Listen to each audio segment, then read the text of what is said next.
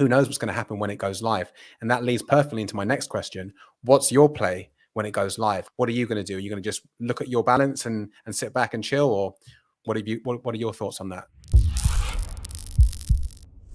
So I always try to remind people that if you're in any of these things early, any of these great projects we have, what are the chances that you trade things that have no USD value, no chart, and launch on the same day, and that you improve your position?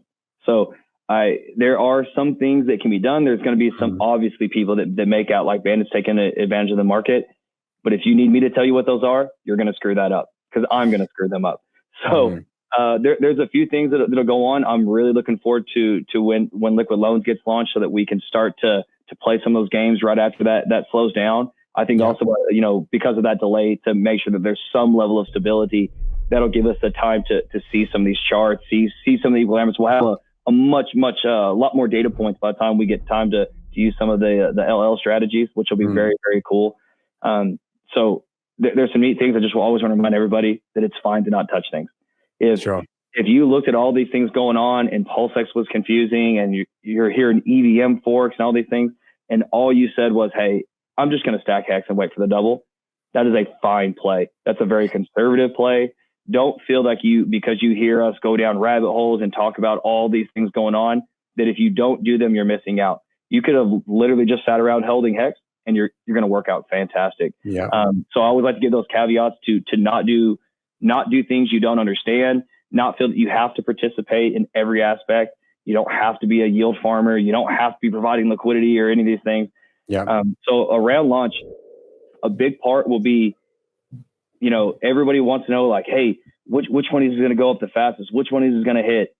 I think if you're a smart investor, you don't care which one goes up. I care which one goes down, because I want to be able to accumulate on whichever one the market wants to sell me for cheap. So people, if people rush out of EHEX because they're concerned about things, I'm going to hammer down there. If they're, if so many people have been stacking PHEX that they use it to transition to these other projects too fast and that ratio slips, I'll buy a bunch of PHEX.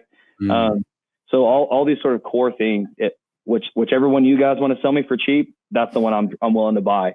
So there the few things is just to be cautious, to make some of these plans now about, hey, how much dry powder do you really want to have? What aspects are you trying to take advantage of? Kind of order the projects, assume that you're wrong, but go ahead and order them and say, okay, I think PHEX it's the greatest one ever. That's it. That's where I'm at. Okay. So if you have a lot of pulse and, you can work out where you kind of think your price structure, say it's 60-1 is where you think. You're like, okay, I think that at 60-1 is where I'm going to make my play. Add 15, 20% because you assume you're wrong, and say, okay, at 75 pulse per PHEX, that's when I'm willing to make that swap, or the inverse. If you're telling me that my PHEX is worth 40 or 30 pulse, no, I'm out there.